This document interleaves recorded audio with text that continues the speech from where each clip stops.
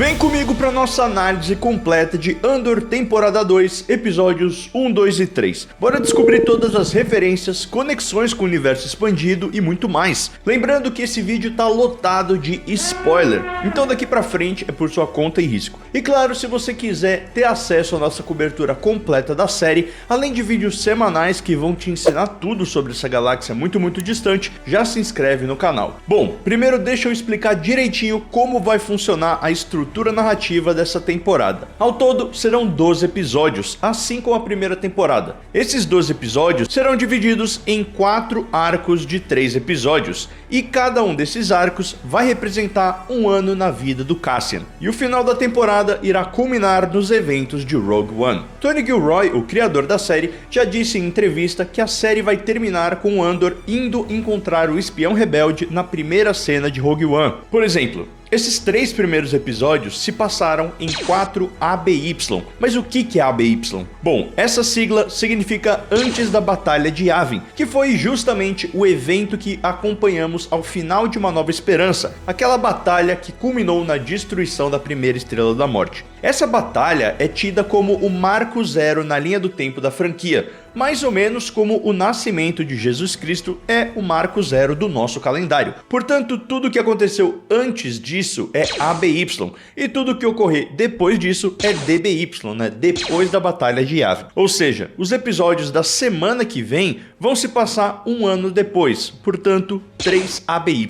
Bora falar rapidinho também sobre a vinheta da série. O tema de abertura foi criado pelo compositor Nicholas Brittle, o mesmo compositor da trilha de Succession. E o cara é simplesmente um gênio. E mais pro final voltaremos a falar dele. E o legal dessa peça é que ela não é um tema estático. Cada episódio apresenta uma pequena variação, seja um novo elemento aparecendo, um novo instrumento, a adição de vocais ou algo do tipo. Isso foi projetado para refletir sutilmente os eventos e o tom específico de cada episódio, criando uma paisagem musical dinâmica que espelha o arco narrativo da série. A própria estrutura do tema é projetada para evoluir, refletindo o desenrolar da história e a transformação interna de Cassian Andor. Essas mudanças sutis e variações do tema também refletem os temas da série: a rebelião, a ambiguidade moral e a formação gradual da Aliança Rebelde. Sendo assim, o tema vai evoluindo ao longo da temporada, ganhando corpo, assim como a Aliança Rebelde, que vai cada vez mais tomando forma ao desenrolar da história. Então, nos próximos episódios, fique de ouvido aí nessas variações, porque é um detalhe muito massa de se perceber. Bom, então vamos para o episódio em si. Para conseguir organizar tudo de uma forma mais coesa, eu vou separar a análise em núcleos e aí a gente vai destrinchar o que aconteceu em cada núcleo ao longo do arco. Então vamos lá, tivemos o núcleo do Andor, que se passou em Ciena e Yavin 4, tivemos o núcleo Imperial, tivemos o núcleo de Minaral com os rebeldes, e o núcleo do casamento em Chandrila. Mas vamos começar com o do Andor, que é um dos arcos principais. A temporada começa de uma maneira bem frenética e cheia de ação, com Andor em uma missão secreta na Ciena Fleet Systems, que era uma das principais fabricantes de naves estelares, armas e propulsores da galáxia, mais conhecida justamente por sua série de caças TIE durante o reinado do Império Galáctico. Inclusive, a sigla TIE, T-I-E, significava Twin Ion Engine, ou motor de íon gêmeos, que era a tecnologia principal desse tipo de nave. Um detalhe interessante sobre a Ciena é que a sua instalação principal ficava localizada em Lothal, o planeta natal de Ezra Bridger, que conhecemos em Rebels e vimos em live action em Ahsoka. E olhando aqui na série, parece que essa instalação está em um planeta gelado e montanhoso, mas isso pode ser também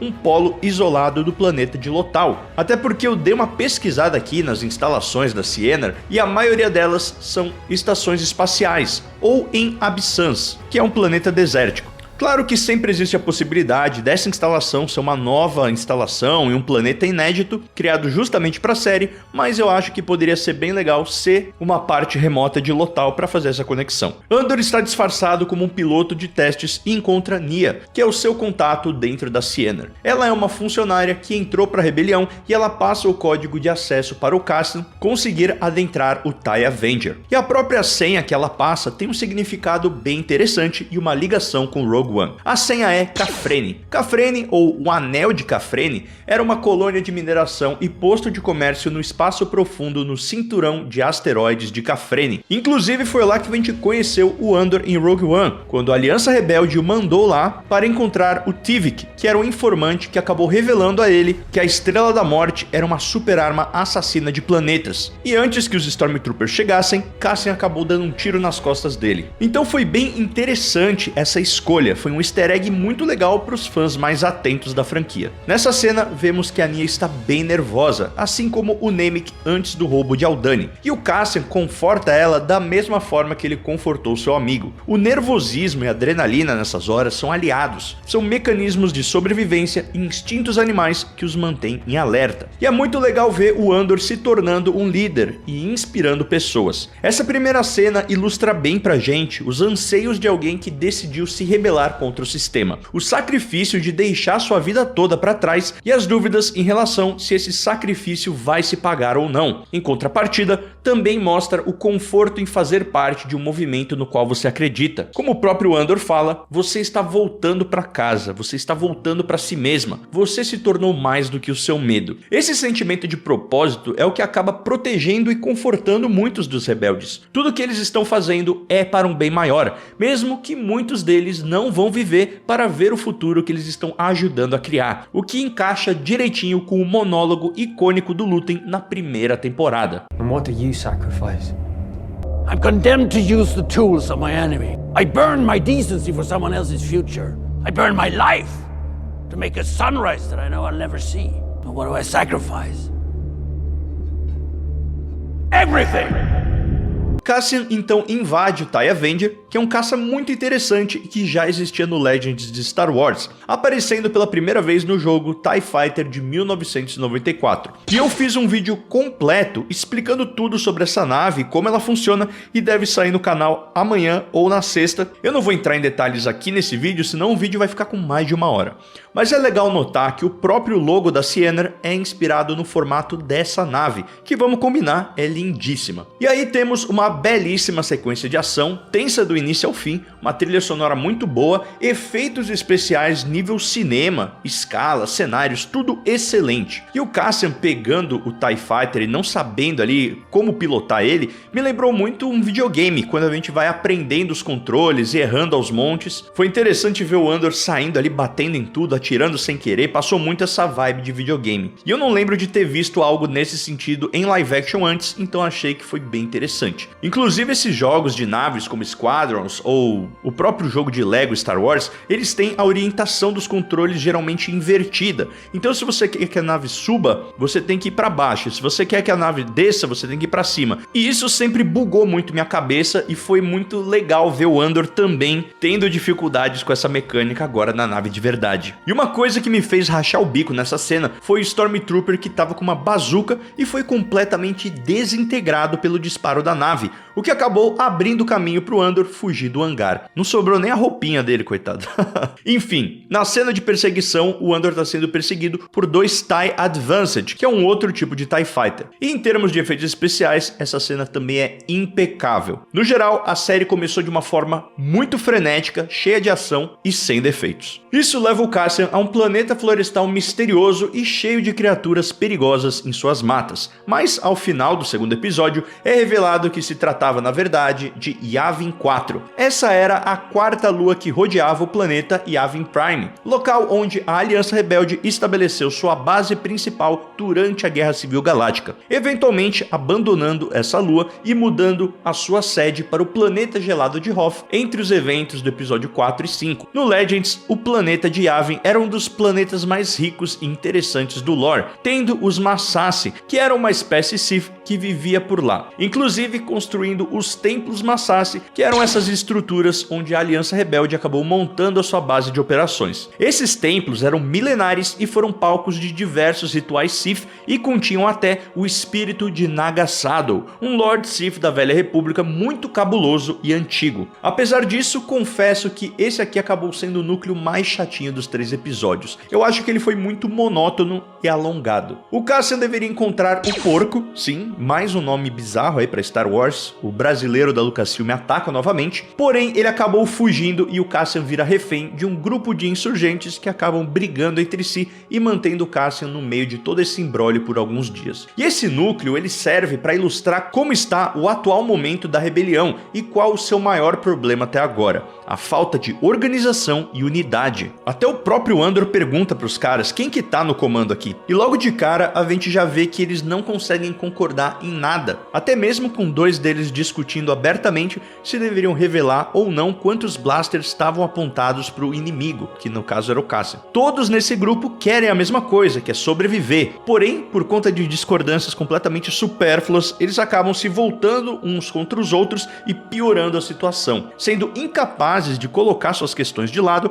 e trabalharem juntos para conseguirem escapar de lá com vida. Problema esse que eu acredito que será um dos pontos centrais dessa temporada, onde a rebelião deverá unir todas as suas células insurgentes que operam independentes, justamente por não confiarem umas nas outras, para só então formar a aliança rebelde que conhecemos. Como acompanhamos em Rebels, sabemos que em algum ponto a Mon Mothma vai fazer um discurso-chave que conseguirá atingir esse objetivo de união e organização. Porém, o caminho até esse momento-chave permanece um mistério que eu acredito que será mostrado ao longo dessa temporada. O grupo de rebeldes acaba se rompendo em dois após uma discussão e fica uma tensão onde um grupo quer acabar com o outro, pegar a nave e fugir. E o Cassian fica no meio desse imbróglio até finalmente conseguir escapar. O segundo episódio meio que só estabelece ainda mais como esses grupos são amadores e despreparados, com o Cassian, mesmo amarrado, ensinando os caras a estocar água, falando para eles estabelecerem um perímetro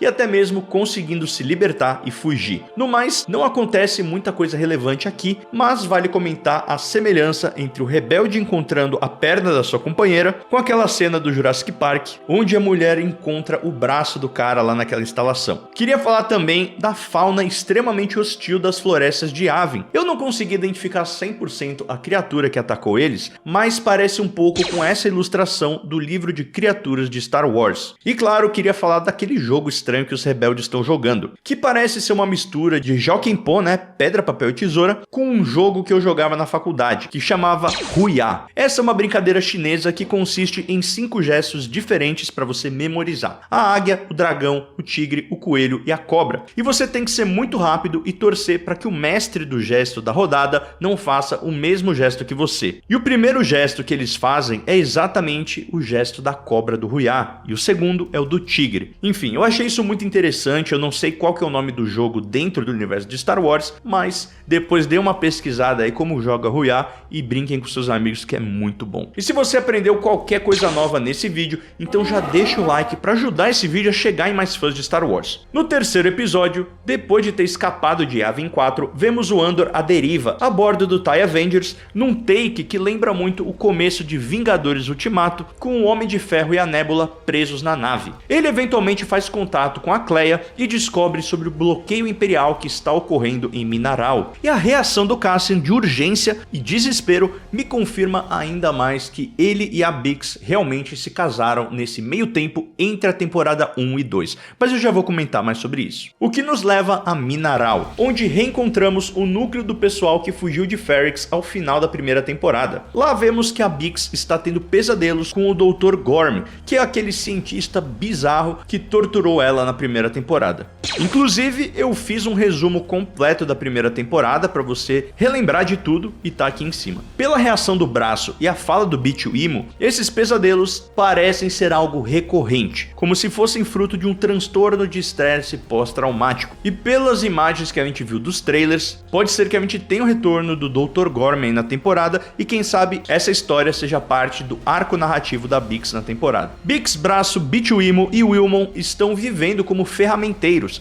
que são basicamente os mecânicos que reparam os dispositivos de irrigação para as colheitas em Minaral. E confesso que essas plantações me lembraram muito do planeta de Lothal, o mesmo planeta de Ezra Bridger. E também me lembrou muito Rebel Moon, que é o Star Wars da Shopee do Zack Snyder. Infelizmente aqui no episódio não tivemos cenas de ultra câmera lenta do pessoal semeando a terra, eu confesso que teria caído bem. E é legal a gente comentar que eles estavam todos numa boa até a presença de um cargueiro imperial que chegou para conduzir o censo imperial de suprimentos, que basicamente era uma auditoria surpresa por parte do Império, para verificar os vistos e passes dos cidadãos, assim como mensurar os suprimentos do planeta para uso imperial. Vale lembrar que nessa época existiam muitos indivíduos que eram foragidos da justiça e que acabavam trabalhando de forma informal para sobreviver, e acabavam contando com o apoio de cidadãos comuns, assim como é o caso aqui, em que o grupo está sendo acobertado pelos locais. E meio que fica implícito que muitas vezes o Império até deixava passar a ilegalidade na documentação de alguns, porque eles precisavam dos insumos produzidos nos planetas, e como eu comentei, a mão de obra geralmente era marginalizada e ilegal. De qualquer maneira, a inspeção imperial eventualmente chega até o local onde a Bix e companhia estão, com os imperiais até perguntando se os locais têm pisos. Pisos eram um tipo de estimulante em cápsulas legalizado, muito popular em planetas como Coruscant e Niamos. Inclusive, na primeira temporada, a gente viu a moça que estava com o Cassian no hotel pedindo para que ele trouxesse pisos para ela do mercado. O que nos leva a Bix e o Tenente Imperial, que chega para trocar uma ideia com ela, como quem não quer nada, e vai dando em cima dela. Bix, que não é boba nem nada, fala que é casada e que seu marido está fora do planeta. E eu achei isso muito interessante, porque obviamente isso pode ser apenas uma forma de disfarce, onde ela e o Cassian fingem que são um casal em Minaral, e também como uma forma de desencorajar o interesse do Tenente. Mas eu realmente acho que os dois se casaram de verdade. Isso traria um peso muito maior para a relação dos dois personagens e deixaria uma tensão interessante sobre o destino da Bix. Afinal, a gente sabe que ela não aparece nos eventos de Rogue One, então o que será que vai acontecer com ela? E como será que isso vai afetar o Cassian? É bem interessante da gente pensar nisso. Bom, depois disso, as coisas acabam escalando em Minaral, mas eu vou deixar para comentar isso mais pra frente, junto com o desfecho de Chandrila. O que nos leva pro arco do Império, onde temos o retorno do glorioso diretor Orson Krennic, vivido pelo Ben Mendelsohn. Eles estão em uma reunião ultra secreta somente para a elite da inteligência imperial, obviamente trazendo de volta o Partagás, que é um dos melhores personagens da série. Eu gosto muito dele, apesar dele ser um vilão nojento, ele é um cara muito competente. E claro, temos a Dedra Meero de volta também. Tivemos até a menção de figuras muito importantes do Império, como o Tarkin, o Yularen e o próprio Imperador Palpatine. E essa cena trouxe uma conexão muito interessante entre o Império e o nazismo, principalmente em relação ao uso da propaganda como uma ferramenta de manipulação e controle sobre a população. Vemos até um breve vídeo imperial apresentando o planeta de Gorman, e o vídeo e a própria narração da propaganda é muito parecida com a que era usada na época da Segunda Guerra Mundial. Gorman era famosa por seus tecidos de luxo e qualidade, feitos através da fibra das teias das aranhas de Gorman, também conhecidas como Gorlectipods. Esse animal era o símbolo do planeta, e Gorman era o centro da moda galáctica, atraindo designers de todos os planetas para visitarem seus showrooms. Além disso, esse planeta ficava localizado na rota comercial de Rima, e 2 anos antes da Batalha de Yavin, houve um protesto pacífico que ocorreu contra a opressão imperial, mas que terminou com as tropas imperiais massacrando os manifestantes. Esse evento ficou conhecido como o Massacre de Gorman, e pelo visto será um dos pontos centrais dessa temporada, com o próprio Tony Gilroy falando que vai estar presente em 5 episódios, ou seja, mais de um arco. Essa história vai se passar mais de um ano dentro aqui dos episódios de Andor, então quem sabe aí no próximo arco a gente já tem alguma coisa sobre Gorman. Aqui o Império foca em atacar o planeta de Gorman e seus habitantes, justamente para poder justificar uma mineração ilegal e devastadora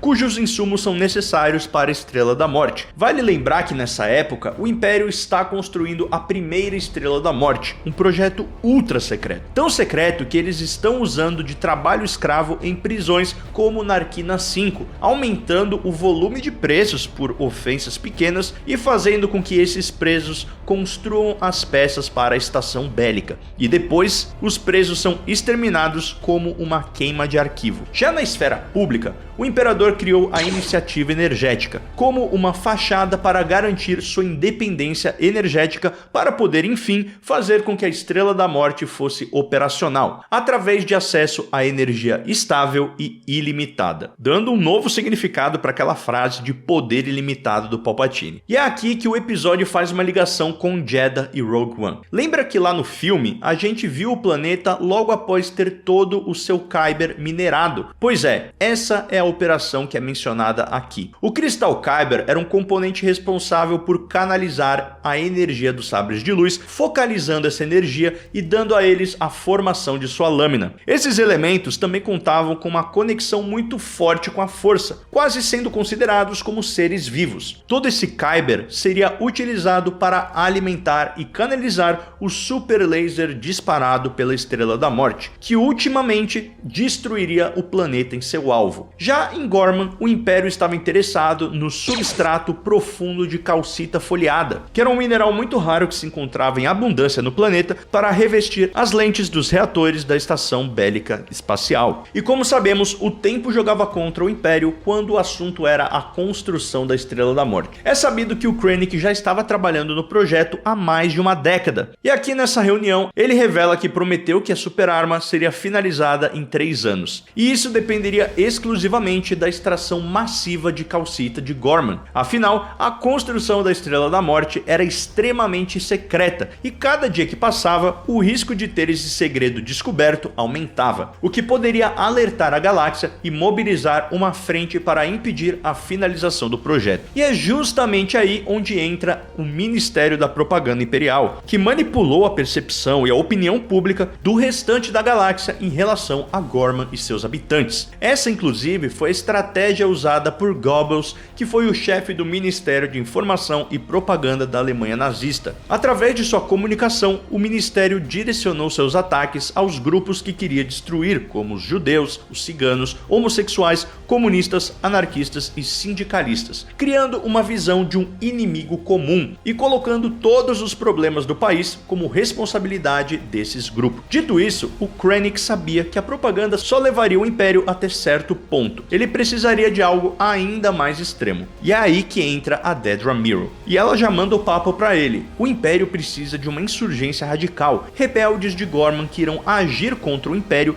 justificando um uso de força mais firme por parte do Império. Isso justificaria a presença mais militarizada do Império no planeta, o que garantiria uma segurança maior para a mineração de calcita. Então, aqui a gente pode ver que o plano da Dedra e do Império é de alguma forma dar a faca e o queijo na mão dos rebeldes de Gorman para que eles acabem lutando contra o Império ou fazendo alguma coisa ali que justifique um excesso de força do Império. E eu acho que é justamente aí que a gente vai ter o massacre de Gorman. Já no segundo episódio, temos o retorno de Cyril Karn em Coruscant. Vemos que ele foi promovido no trabalho e está fazendo um baita discurso motivacional para um estagiário. E é muito cômico ver o quanto esse cara se leva a sério e acha que está revolucionando o mundo através da sua insignificante função. Tipo, ele tá contando como ele foi promovido, como se fosse a história mais épica de superação e que ele conseguiu um grande feito, quando na realidade ele descobriu que tinham alguns imperiais roubando suprimentos. E essa cena resume muito bem o personagem. Ele até tem boas intenções e tem um senso de justiça, mas ele também tem essa ilusão de grandeza, muito provavelmente para tentar compensar o fato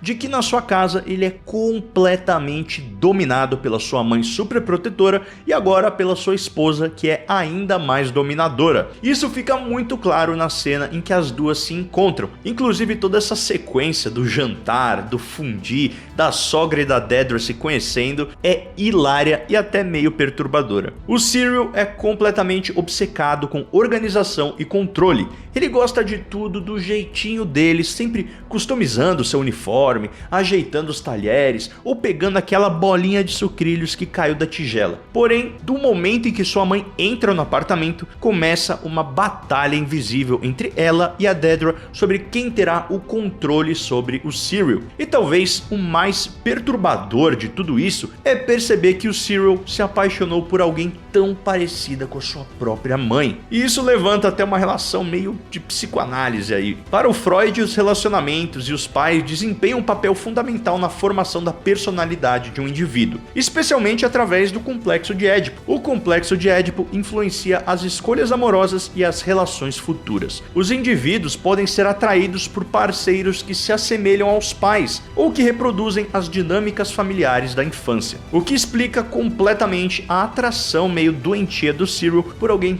tão parecida com a sua própria mãe. Ao longo do jantar, a gente vê a mãe dele causando cada vez mais ansiedade no filho e tocando em todos os pontos que ela sabe que o incomodam, como se ele fosse um fantoche, um instrumento ali ao bel prazer dela. Mas, a partir do momento que ele sai da mesa, a Dedra toma as rédeas da situação e de uma forma bem clara e direta, ela fala como que vai ser a relação dos três daqui pra frente e coloca a mãe do Cyril no lugar dela, mostrando de uma vez por todas que Qui-Gon Jinn estava mais do que certo. Sempre tem um peixe maior. E essa parte foi muito boa. E agora vamos pro meu núcleo favorito desse primeiro arco, que é justamente o de Chandrila, o planeta natal de Mon Mothma, que logo de cara já foi muito massa de conhecer em live action e aprender um pouco mais sobre seus costumes, suas tradições e sua sociedade. Realmente foi um prato cheio para quem curte essa parte de lore de Star Wars. Ver as belas montanhas, os vales de Chandrila, o pessoal fazendo até aquela caminhada pro topo da montanha,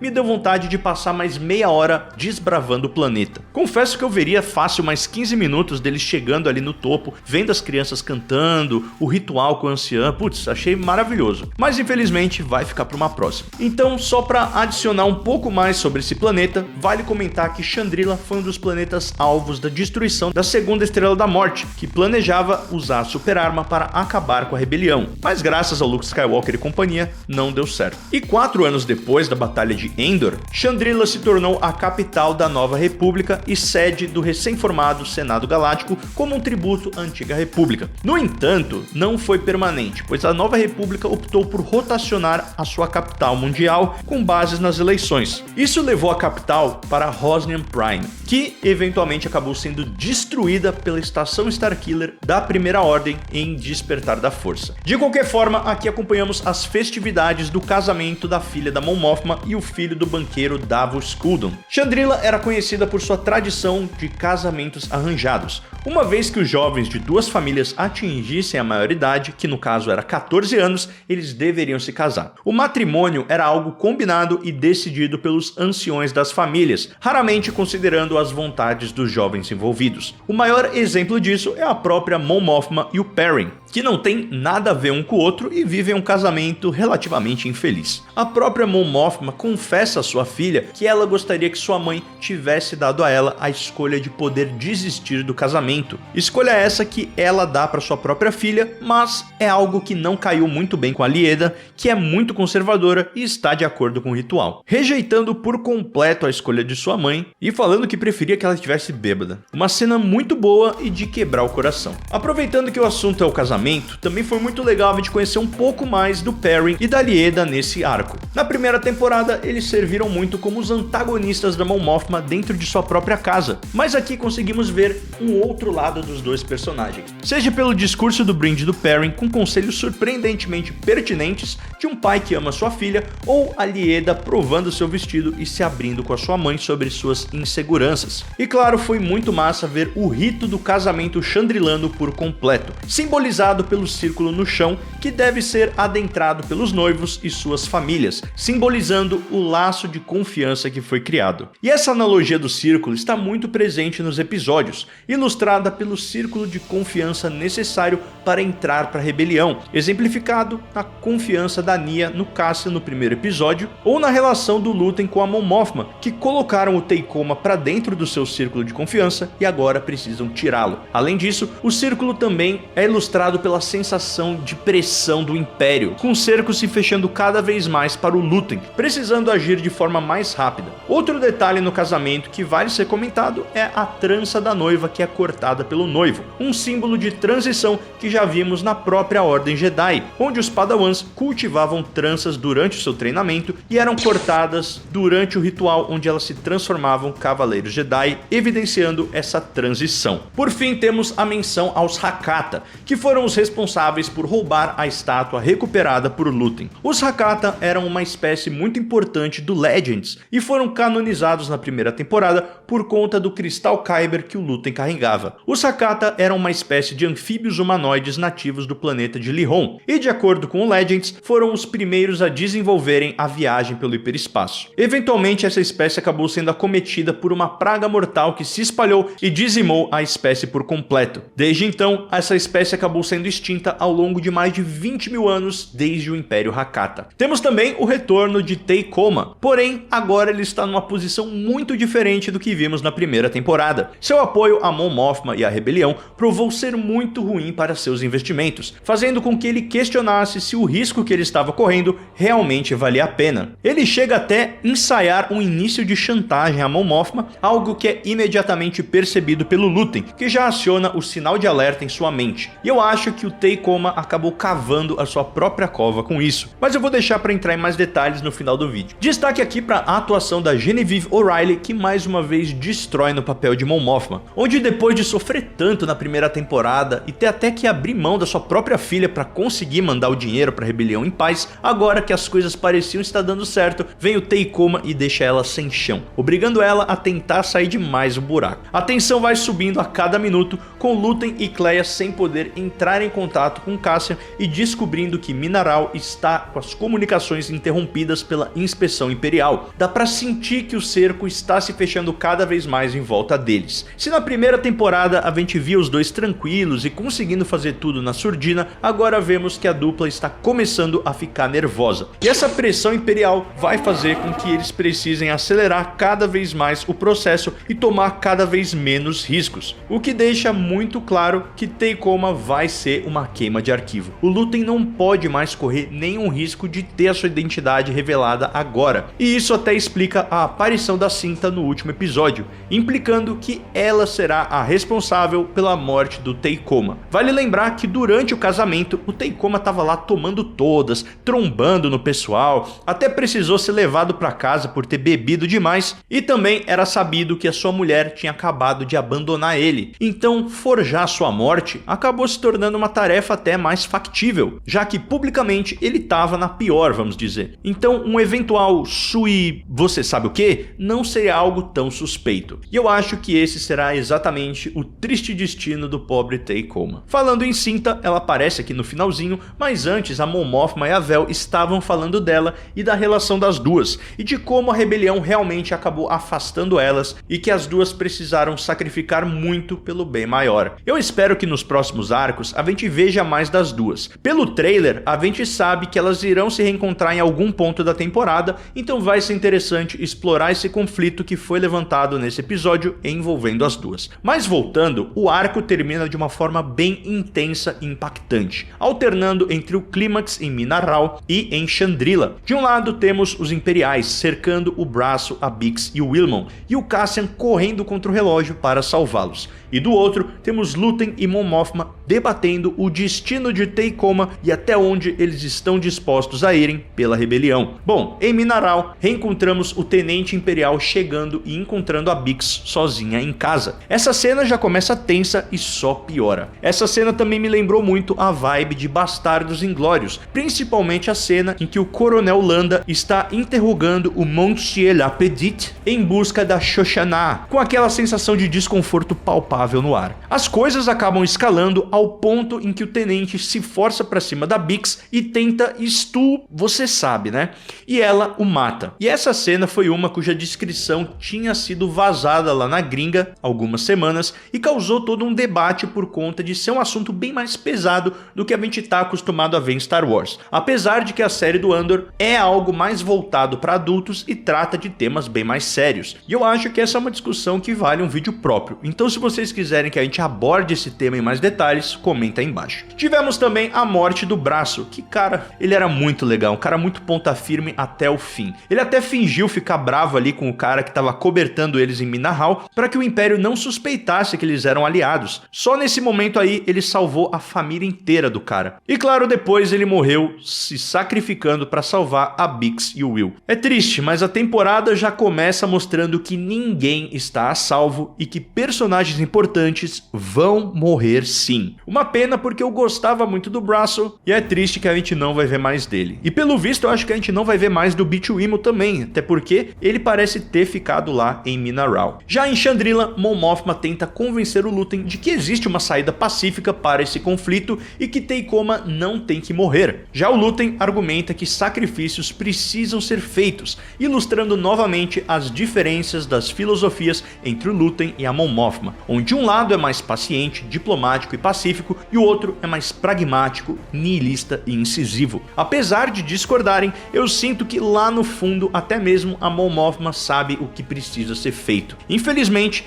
mesmo sendo seu amigo de infância, o conhecendo a sua vida toda e tendo sido ajudada por ele quando ela mais precisou, Teikoma precisava morrer. E a gente termina o arco vendo todo esse conflito dentro da personagem que acaba precisando se entorpecer e se perder na música para esquecer de toda essa crueldade. Como se ela estivesse em transe, literalmente dançando conforme a música, completamente entorpecida e se deixando levar pelo ritmo. Ritmo esse que é a trilha sonora eletrônica do Nicholas Brittle, lembra que eu falei lá no começo? A mesma música que ouvimos na primeira temporada em Niamos, muito boa inclusive. No geral, eu achei um excelente começo de temporada, com muita ação, muitos conflitos. Claro que teve uma barriguinha ali na parte do Cassia com os rebeldes, eu achei meio arrastado, mas tirando isso, eu curti demais os 3 primeiros episódios e tô muito ansioso para acompanhar os próximos arcos. Bom, essa foi a nossa análise completa. Se você curtiu, deixa o like e comenta sangrona se você é um dos mandalorianos bravos que ficaram até o final do vídeo. Gostaria de agradecer o Houston por ser um membro apoiador.